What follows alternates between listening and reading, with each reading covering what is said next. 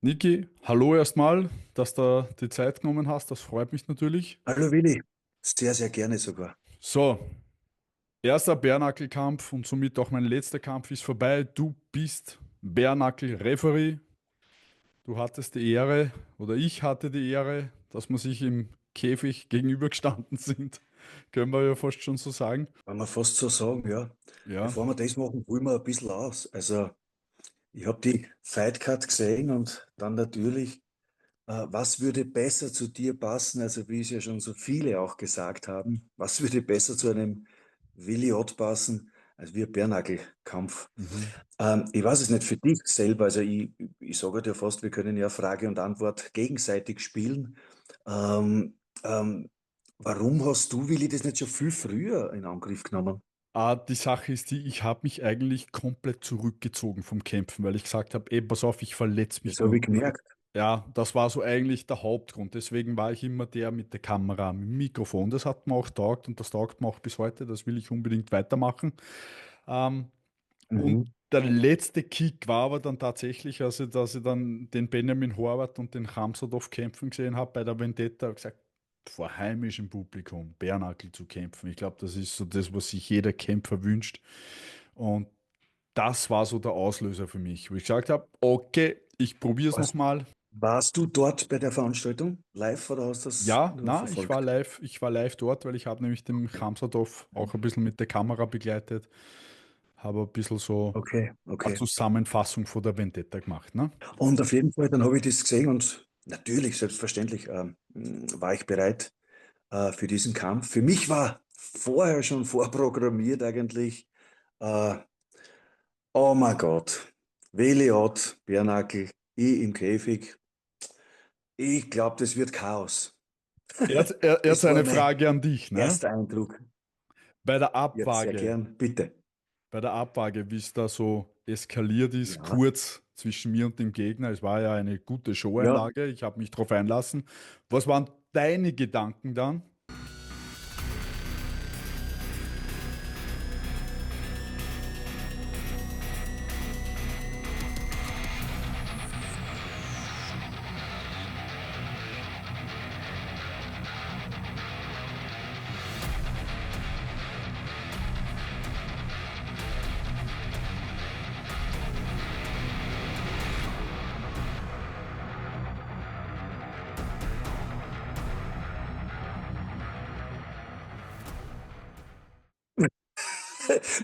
Also meine ehrlichen Gedanken war, ja, typisch Willi Ott. Ja. Und meine Befürchtung hat sich bewahrheitet.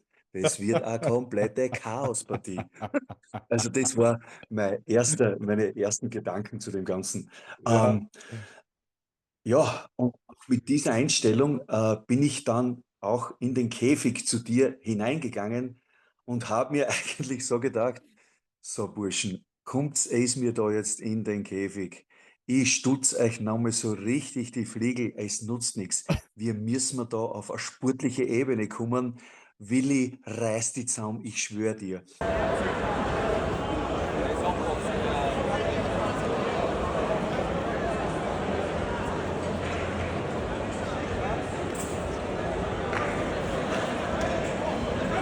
Der Brasilianer ist gekommen, ähm, den habe ich das ein bisschen ausgedeutscht, habe ich gesagt, hey, äh, no chaos, no chaos. You are a sportsman.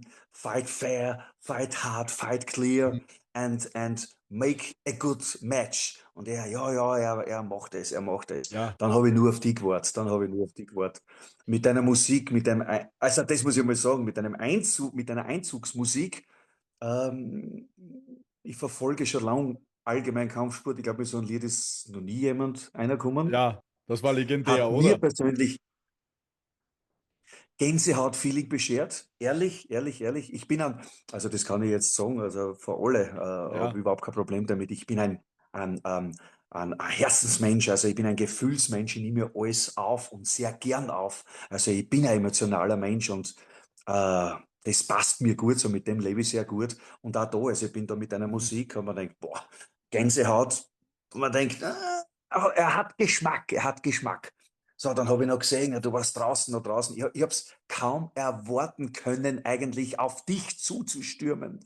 Und ja, dann warst du bei dir. Ich bin sofort in die rote Ecke zu dir, habe gesagt, Willi, hoch zu. Ich weiß nicht, ob du dir jetzt nur erinnern kannst oder du total im Fokus warst. Und ich habe dir auf jeden Fall wirklich auch da nochmal ganz klare Worte gegeben. Also bevor wir ja in die Ringmitte gekommen Und sind, weißt habe du ich es zu noch? dir schon gesagt, hey, was der, Ja, ich du habe da weißt es noch? gesagt, ja, ja, das weiß ich noch, weil ich habe da lang, erst, Ja. das war alles Show bisher. Ja, wir machen das schon Mhm, cool, mach mhm, da keine mhm. Sorgen. Ne? Kannst dich an das auch noch Ja. erinnern? Ja, und du hast dann auch gesagt, ich habe zu dir gesagt, versprich mir, kein Chaos, ich brauche da herin kein Chaos. Ja, genau. Mach einen geilen Kampf, kämpf fair. Und du hast dann zu mir gesagt so, ja, ich versprich das. Und ich zu dir, versprich das. Und du, ja, ich verspreche dir. So habe ich gesagt, okay. Ich habe mir schon gedacht, was klebt man der jetzt auf die Eier erst? Das Ja, gibt genau, genau, genau. das hört er gar Und nicht mehr genau auf. das wollte ich. Genau das wollte ich. So, und Ja. dann sind wir in die Mitte gegangen. Dann habe ich es auch nochmal, also auf Englisch einfach die wichtigsten Punkte gesagt, dass Mhm. mir wichtig ist, wenn ich sage Stopp, weil ich auch die Erfahrung gemacht habe bei einem vorigen Match, bei einem Bernackel-Match vom Ivo Tschuk und Alexander Binder, Mhm. war für mich Ja. der derzeitige chaotischste Kampf, was ich jemals geleitet habe. Da habe ich Mhm. nämlich eine Frage gekriegt, auch von irgendjemand, äh, ähm, bei welchem Kampf hattest du bis jetzt die größten Probleme, die Kämpfer in Schach zu halten und warum? Also eindeutig war Mhm. das Bernagel-Match Ivo Tschuk gegen einen Alexander Binder, der was ähm, nach der ersten Runde nachgeschlagen hat. Ja. Ich habe einmal ermahnt, nach der zweiten Runde nachgeschlagen habe, wieder ermahnt, bei der dritten Runde dann eindeutig nachgeschlagen habe, Disqualifikation, alles. Aber wurscht, alles vorbei, alles Mhm. Geschichte. Mhm. Ähm, naja, und dann ist es losgegangen. Ich sage natürlich, ich war angespannt, aufgeregt, nicht so wie du jetzt und dein Gegenüber, aber ich war natürlich angespannt. Ich habe mir gedacht, okay, ich möchte, dass alles mit rechten Dingen zugeht. Na, was waren Ich deine schlimmsten möchte Befürchtungen?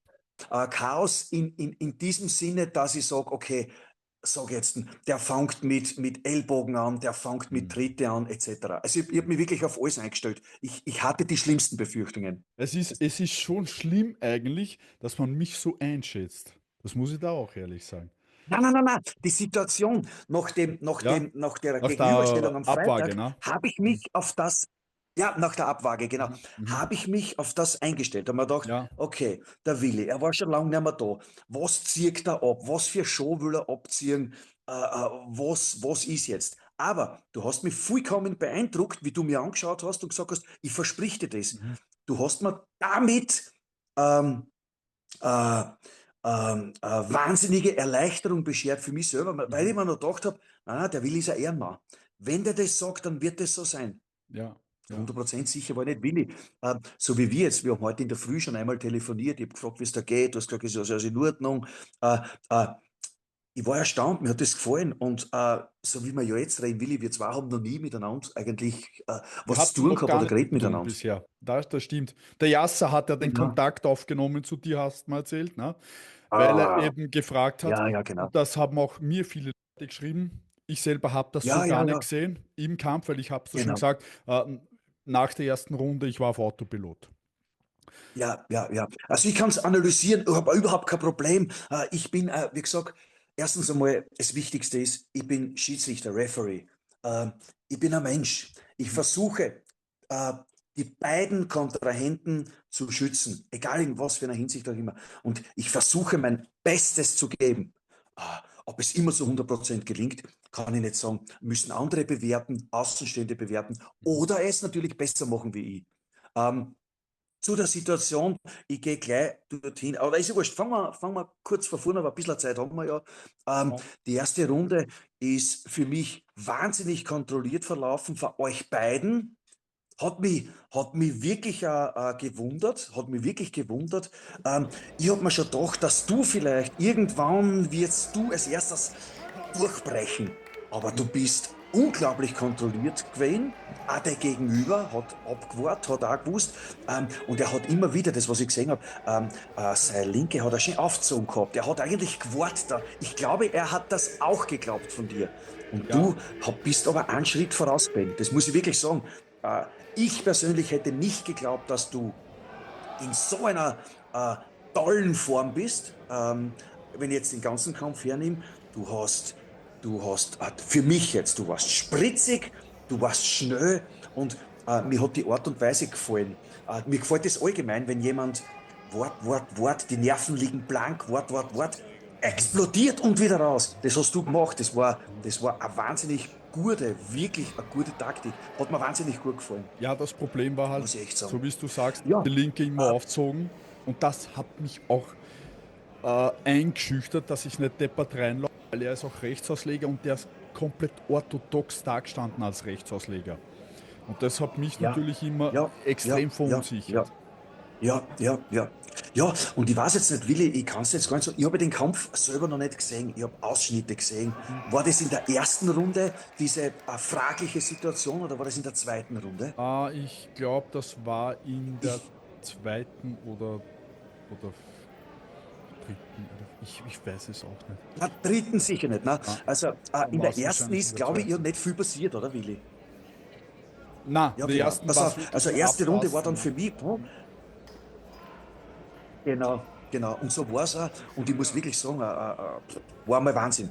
In der ersten Runde, ich hätte jetzt, für das habe ich jetzt den Kampf auch nicht gesehen, sondern weißt du, ich konzentriere mich nachher nicht, wer macht die Punkte, ist nicht mehr Aufgabe, gell? Mhm. Sondern ich konzentriere mich wirklich, ich glaube, ich habe sogar in der ersten Runde euch einmal oder zweimal einfach nur so euch beiden gesagt, bitte Finger geschlossen halten, weißt du? Es war dann immer wieder diese Abwehr, damit wirklich kein Augenstecher ist. Ja, Und nach der ersten Runde, Willi, war dann für mich wirklich schon klar, okay, ich glaube, das wird ein technisch hochversierter Kampf, was ich ja recht behalten habe.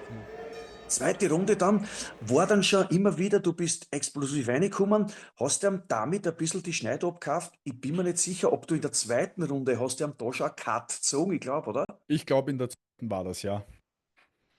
Die zweite Genau. oder Wie gesagt, dritte. Name siehst du, wir zwei kennen nur, ich Wo ich kann es auch jetzt auch nicht hinzeigt genau habe zu sagen, ihm. weil den Kampf mit. Da habe ich hinzeigt zu Richtig, ihm, richtig, sage ich, richtig, erst genau. schau mal, der hat so einen riesen Cut, ne? Halt dieser Kopf! Halt ihn am Kopf! Lilly, halt dieser Kopf! Arbeit weiter, arbeiten! Komm! Weiter! 30 Sekunden, komm! Ja, genau. Ich hätte mich schon Ich gefreut, wenn glaube, der das war in der Kampf zweiten, ja, abbrochen ich wird, glaube ne? in der zweiten. Das war das Ziel Ja, eigentlich. ja, ja, glaube ich, alles verständlich, alles Ja, verständlich. Nur mit einem Unterschied, das ist Bärnackel. ja. Und auf jeden Fall war es halt nachher so, also diese Situation, und jetzt kommen wir mal zu diesem Punkt oder zu dieser Entscheidung von der zweiten Runde. Es Mhm. war ziemlich zum Schluss, da hast du den angenagelt. Ich habe das Empfinden gehabt, dass der jetzt komplett angenockt war. Komplett angenockt. Das habe ich das Empfinden gehabt. Und ich war so weit, dass ich gesagt habe, geh nicht dazwischen, geh nicht dazwischen, geh dazwischen. Dann bist du diesen Schritt nach hinten gegangen kurz Mhm. und Mhm. dann bin ich zwischen eine. Mhm. Ich sage es jetzt ganz offen und ehrlich. Wieso, weshalb, warum? Mein Empfinden war, der war angenockt. Ich zähle ihn jetzt an, Mhm. weil ich auch ihn schützen wollte.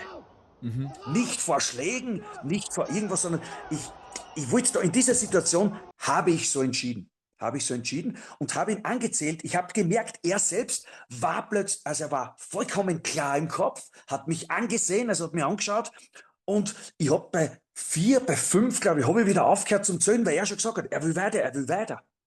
Mhm. Ich habe mir in dieser Situation keine Gedanken gemacht, ob das falsch oder richtig war, was auch immer. Für mich war natürlich auch diese nicht kampfentscheidend, bei weitem nicht. Du bist einen Schritt zurück, ich habe die nicht wegzerrt von dem, ja überhaupt nicht, Ja. sondern es ist ja dann weitergegangen und dann war aber schon die Runde aus. Deswegen sage ich Okay? ja, für mich Und da habe ich persönlich war die gewusst, Situation völlig okay. Ja, Außenstehende sehen das immer ganz anders. Das ist so, es gibt beim Fußballmatch natürlich 15 genau. Trainer und 20.000 Referees. Ja, ja, richtig, ja, du hast recht, du hast recht. Ja, im Nachhinein, natürlich beschäftigt mich das in dem Sinne, ich will als Schiedsrichter, als Referee natürlich perfekt sein. Ich will keine Fehler mir selber nicht erlauben. Also ich bin zu mir selbst der kritischste Mensch. Mhm. Ich analysiere oft Kämpfe, was komplett klar und deutlich ist. Ich sage, ist das richtig, ist das falsch, ist richtig. Aber ich sage auch ganz ehrlich, wie gesagt, also ich bin bei weitem nicht fehlerlos. Mir passieren Fehler. Ob das jetzt ein gravierender Fehler war, ob es ein Fehler war oder nicht, ich kann es nicht einmal jetzt beurteilen. Ich freue mich dann, wenn dieser Kampf online ist. Wir schauen sie nochmal, wenn es willst, schauen wir sie zu zweit haben ja überhaupt kein Problem. So, dann ist weitergegangen. Die dritte Runde, du warst stark da. Ich habe es gemerkt, du warst stark da.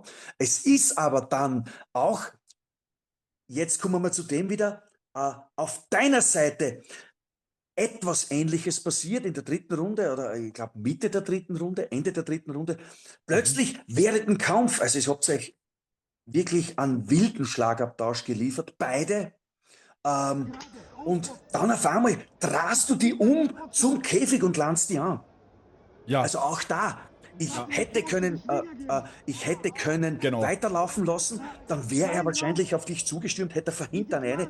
Ich sag, das war die umgekehrte Reihenfolge, wo ich gesagt habe, nein, ich gehe dazwischen, ich würde den Willi schützen. So, jetzt habe ich da, ich habe gesehen, aha, du drehst dich um. Da. Ich habe nachher gesagt zu dir, Willi, dreh dich um. Habe aber nachher angefangen zum Zählen. Du hast dich nachher umgedreht, du hast dir die Auszeit genommen.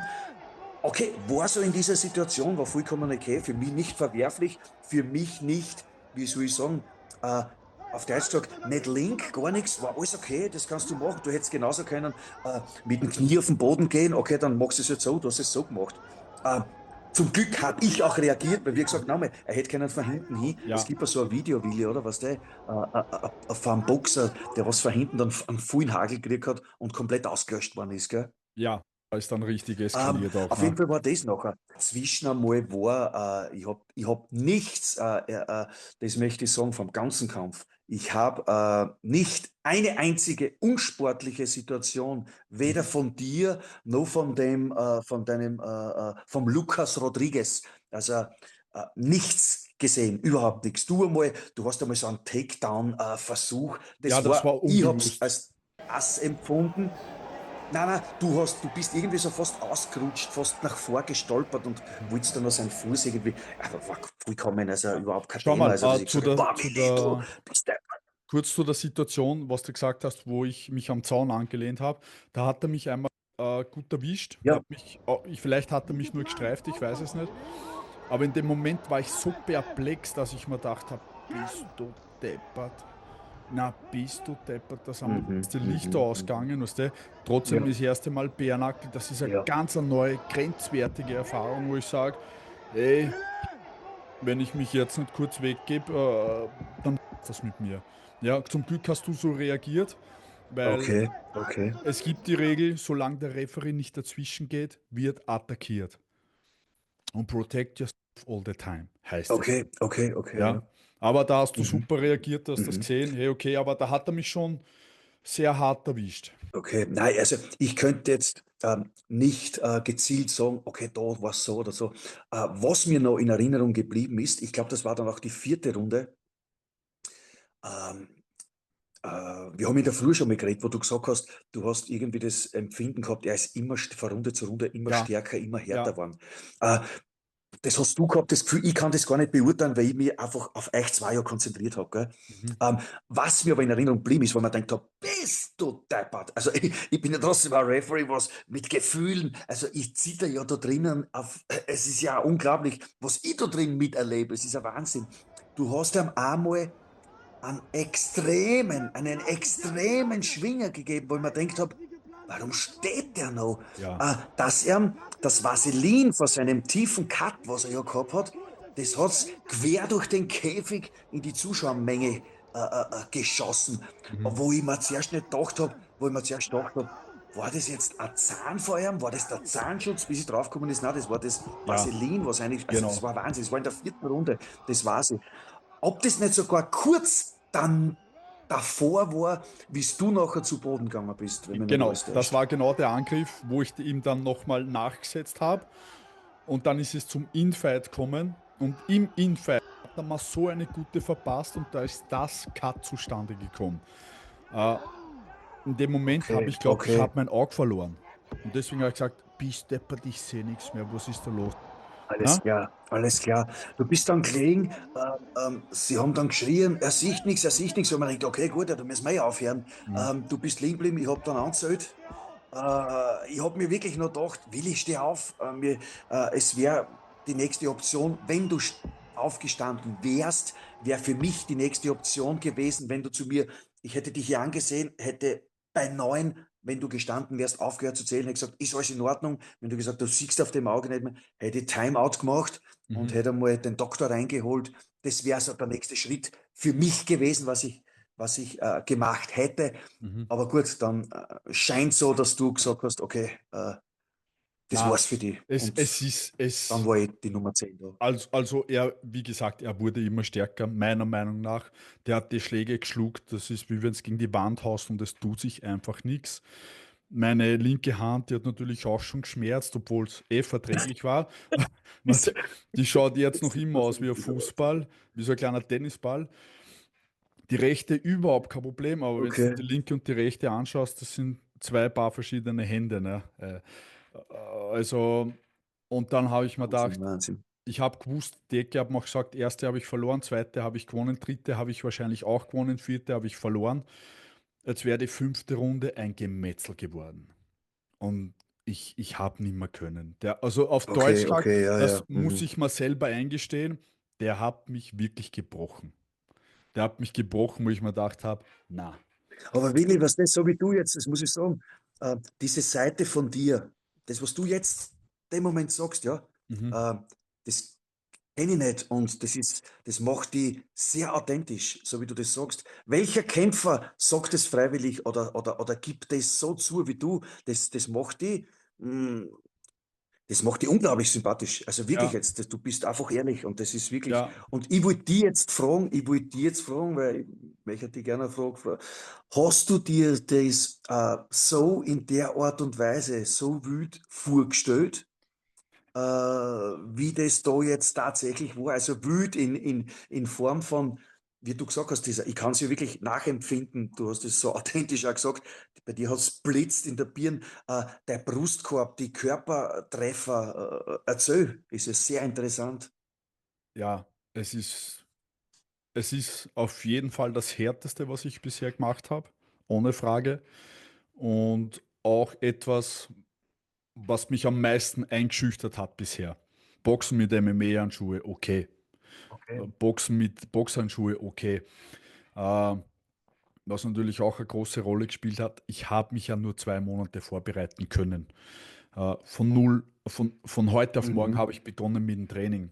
Ich bin mir sicher, ich will mich jetzt aber nicht zu weit aus dem Ja, Fenster lehnen, ja, weil trotzdem 10 Jahre Unterschied, das ist schon viel. 33 und 43.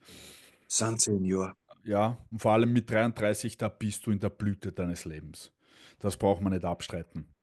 Aber Mhm. die Mhm. Schläge, was da kommen sind, und der Gegner, der hat sich nichts wirklich anmerken lassen, wo ich mir dann gedacht habe, na, also da bin ich raus. Da bin ich raus, weil der Mhm. haut mich in Mhm. der fünften Runde, der haut mich wirklich deppert. Und da wäre es wirklich dreckig geworden und ich habe ja nicht mehr können. Ich Ja, habe ja. wirklich nicht mehr können.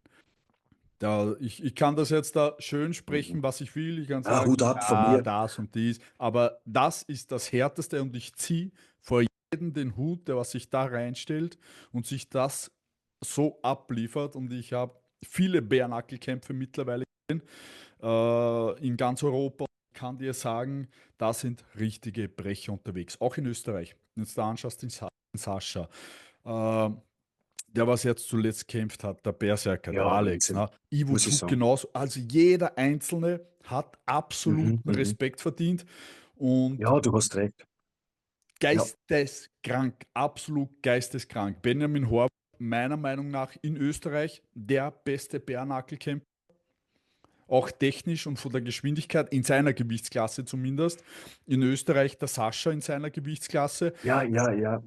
Der ist ja auch ein Vollpsycho, ne? Der liebt es, wenn er auf den Schädel kriegt und dann kommt er erst richtig in Fahrt. Und ich habe das jetzt einmal selbst erfahren können, wie es ist, wenn man mal Ja, richtig ja. brachial auf den Schädel kriegt. Und da ziehe Mhm. ich echt den Hut, weil ich sage, bist Ja, so behindert Ohne Scheiß, also schau dir mal mein Auge an, das ist Ja. Also heute ich bin der blau gleichen geworden. Ne? Meinung. Ja, aber es ist geil, es ist Ja, ja, schnell, ja. es ist Mhm. volle Action. Natürlich im Käfig hast du mehr Platz als bei der BKFC zum Beispiel. Da ist Ja, das habe ich der, schon klar. Mhm. der ist viel kleiner, als Was, was er bei YouTube aber ausschaut. was ist der Durchmesser? Der Durchmesser Ich 3 glaube, Meter, 4 Meter? nein, ich glaube 5 oder 6 Meter. Wenn ich Doch, jetzt, doch, okay, ja. Mhm, wenn ich mhm, jetzt mhm, mhm. nicht, also ich bin drin gestanden und da sind die Seile ja, die sind ja steinhart. Also das ist wie der Käfig ist ist leichter als die Seile bei BKFC. Und ich finde das irrsinnig geil, dass Bernacle eben mittlerweile auch in Österreich und auch geil, dass du ein Referee davon bist. Das ist was, wo ich Ja, sage, mir gefällt's selber mega. wahnsinnig. Ja, Also mir taugt's total. Willi, was sagst du, dein Empfinden? Ich meine, siehst du, es ist wirklich noch eine ganz eine junge Disziplin. Ähm, ähm, die Entwicklung mhm. in dieser kurzen Zeit, also der erste Bärnackelkampf war vor 2 Jahren, oder? Mhm. Der Sascha eben, was ja unglaubliche, beherzte Schlacht war für mich noch immer einer der, einer der ärgsten Kämpfe, was ich gesehen habe. Der Sascha mit dem Matti, Ja, wie sie die geprügelt haben, wie der ja, Sascha das Ruder rumgerissen hat und mit seinem Kampfeswillen gewonnen hat. Äh, und dann auch gegenüber, natürlich, wie du richtig sagst, das sind Gewichtsklassen verschieden, mhm. aber auch dieser hochtechnische Kampf von Benjamin Horvath gegen einen Khamzatov, Ja, oder diese Entwicklung ist ein Wahnsinn. Aber du bist mit deinem Kampf da um nichts nachgewesen. Wirklich. Also, das sind für mich, der Kampf wird für mich ewig in Erinnerung bleiben, weil das war ebenfalls eine unglaubliche Schlacht, ein beherzter Fight von beiden. Also der Gegner unglaublich stark. Du, mhm. wie gesagt, nochmal, ich hab den Gegner gar nicht gewusst, aber ich hätte dich so spritzig und so stark nicht eingestellt. Also hätte ich nicht geglaubt, dass du so toll eingestellt bist. Der Ja. Wahnsinn, also muss ich echt sagen. Leider habe ich nicht das umsetzen können, was ich gelernt habe in der kurzen Zeit. Ich habe eine extreme Leistungssteigerung gehabt, auch technisch. Habe das überhaupt nicht zeigen können, weil er eben als Rechtsausleger komplett orthodox dagestanden ist. Und körperlich der war ja ein Brecher. Ja, also der hat ja eine Was hättest Top-Form du anders gehabt. gemacht, Willi? Viel längere Hände und viel aktiver. Unten oben, Okay, rein, raus. Das war so eigentlich der Plan und ich war auch spritzig, viel mehr als im Kampf. okay, Aber wie gesagt, wie ich im Interview schon einmal erwähnt habe, das Nervenkostüm spielt nicht mehr mit. Einen Tag vorher, was der nicht gescheit schlafen können, am okay, Kampftag selber hat alles okay. passt, aber das macht was mit dir, psychisch. Und ich bin jetzt insgesamt, Ja, glaube ich, ja, äh, 50 Mal oder 60 Mal in den Käfig oder in den Boxring rein, wo ich sage, okay, weißt du, wir sind Menschen, wir haben auch Probleme im Leben, dieses und jenes. Das musst du auch alles absolut. unter einen Hut kriegen. Genauso du als Referee, ne? Du bist ja auch ein Mensch, du hast auch ein Leben, jeder hat seinen Ja, Stress komplett. zu Hause Natürlich. und seine Probleme und das macht ja was mit dir, ne? Und wenn du da jetzt drinnen stehst und du kannst Mhm. eh nimmer und jetzt gibt es dann noch eine Runde, wo du spürst schon, die Füße waren weich. Mir hat der Sessel auch gefehlt in der Pause, muss ich auch ehrlich zugeben. Deswegen war in der vierten Runde waren meine Füße Okay, weg. ja, okay, Also das war Katastrophen für mich. Und ja, alles zu schnell, alles okay. zu stressig. Man denkt sich 2 Minuten, aber die 2 Minuten fühlen sich da drinnen an wie 10 Minuten. Hochkonzentriert. Ja, klar, natürlich, klar, na klar. Sonst gehst du unter. Sonst Ja, gehst du unter. ja. Ähm, hast du noch den zweiten Kampf angeschaut? Ivo Tschuk und Alexander Binder? Ich habe nur ein bisschen angeschaut, was ich gesehen habe bei Ja. Vendetta auf Instagram. Weil ich bin nach meinem Kampf, kurz Leute haben noch Fotos Okay, gemacht, okay, ich okay, bin noch okay. kurz duschen, draußen kurz quatscht und dann war ich gleich direkt weg. Habe mich noch von Bülent verabschiedet und dann war es.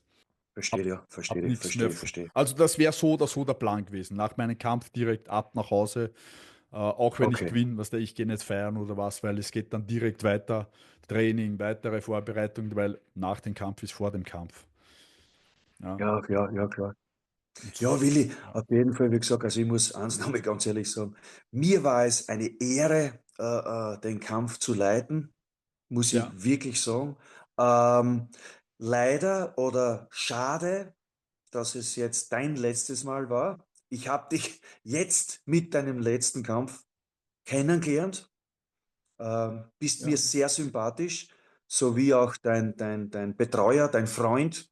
Äh, unglaublich herzlicher, netter Mensch. Also wirklich, der hat eigentlich ja, den Kontakt ja jetzt da hergestellt. Und nein, ich muss Hut ab von meiner Seite. Wirklich, seid da ein tolles Team, seid als super Team aufgetreten.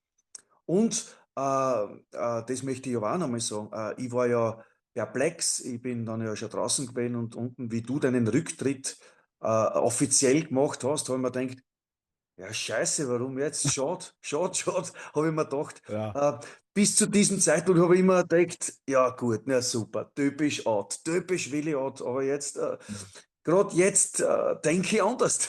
Das ist Ja. witzig, aber hat ja mit dem nichts zu tun, ob du kämpfst oder nicht kämpfst. Ähm, ein Angebot von mir oder was würde ich mir in Zukunft wünschen? Du bist sehr wohl Bärnackel, wie soll ich sagen, infiziert, komplett. So ist Lass uns es. miteinander, schauen wir mal miteinander zu irgendeinem Event, oder? Sehr gerne. Können wir sehr, sehr gerne mal Bei der machen. BKFC. Ja, können wir auf jeden Fall mal Das gern hätte ich mir, machen. das Ja, wäre ja wirklich einmal cool.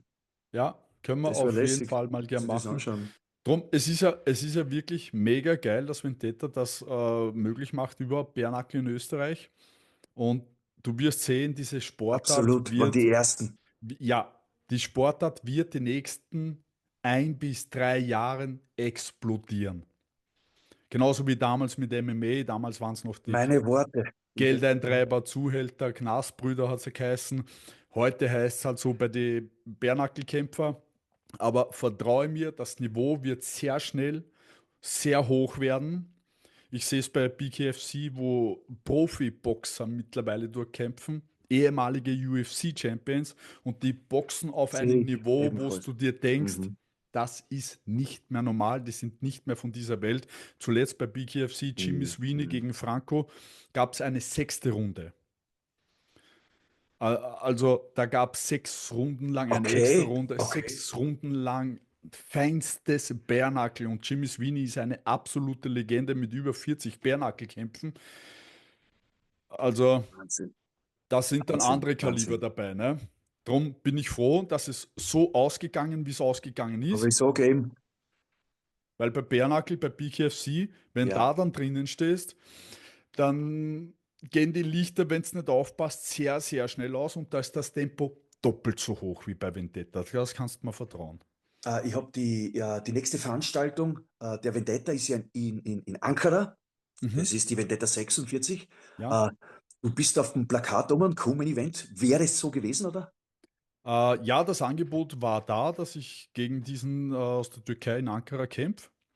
Aber ich habe im Okay. Bülent doch gleich im Vorfeld gesagt, pass auf, falls ich mich verletze, kann ich natürlich nicht kämpfen. Und jetzt habe ich meinen Rücktritt auch noch bekannt gegeben, ganz offiziell, wo es sowieso nicht mehr möglich ist. Aber ich bin ja auch im Management tätig und habe im Vorfeld schon mit dem Bülent abgeklärt, pass auf, wenn ich nicht kämpfen kann, dann habe ich da einen Kämpfer für dich. Das ist der Leo Trimveseli, der ist ja auch bekannt in Österreich mittlerweile, und der wird Mhm. dort statt mir kämpfen. Okay, ja, Ja, fantastisch. ja, Super, ja. super, lässig. Ähm, Willi, eine Frage habe ich noch an die, man, weil sie wirklich, es ist ja wirklich, wie siehst du Vendetta? Ist es nicht, also für mich ist es ein Genuss und Abwechslung pur, oder? Es ist für jeden was dabei, oder nicht? Äh, Ich sage jetzt einmal so, Vendetta ist ja sowieso ein Urgestein in der österreichischen Kampfsportszene. Entweder man mag es oder man mag es nicht. Das ist so wie mit den Kämpfern. Den mag man oder den mag man nicht. Vom Technischen her, von den Lichter und allem Möglichen ist Vendetta in Österreich unantastbar die Nummer eins, ohne Frage. Vom Team her, was der Bülent da aufgebaut hat, der hat ja angefangen alleine und mittlerweile ist er da ein Kamerateam. Also ein fixer Bestandteil von Vendetta. mit Referees, so wie du und allen möglichen. Also der hat sich da einen richtigen Konzern, könnte man ja schon sagen, aufgebaut. Und Mhm. das ist schon sehr, sehr, sehr professionell, was da abläuft. Und ja, ich glaube aber, dass manchmal etwas zu lange dauert, das Ganze. Ich glaube, dass man es Ja, ein das, bisschen kürzer und knackiger machen sollte. Vielleicht, dass man wirklich sagt, hey, pass auf, wir machen 10 oder 12 Kämpfe, aber stabile Kämpfe. Und ja, aber das ist ich glaube halt aber, Ansichtssache. gell, ja, ja, nein, du hast vollkommen recht. Ich glaube nur zur Verteidigung von der Vendetta und von diesem, von den Matchmakern und so. Ähm, du warst es ja fast bis am Ende, am letzten Tag vor dem Kampf.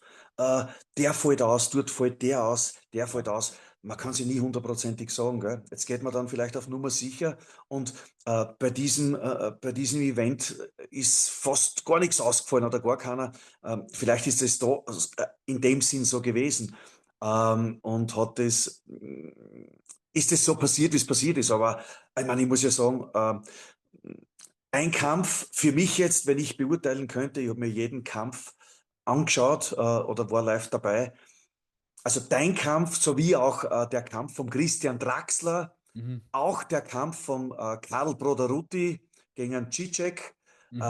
Also diese drei hätten für mich den Award Fight of the Night verdient. Gell? Mhm. Also Mhm. die drei waren für mich Ja, ein Wahnsinn, ist ja. Nonplusultra, wirklich. Danke für deine Zeit, Niki. Wir bleiben in Kontakt. Sehr, sehr gerne. Ich danke dir ebenfalls. Alles Danke Gute. dir. Alles Gute. Ciao, ciao. Tschüss, Baba.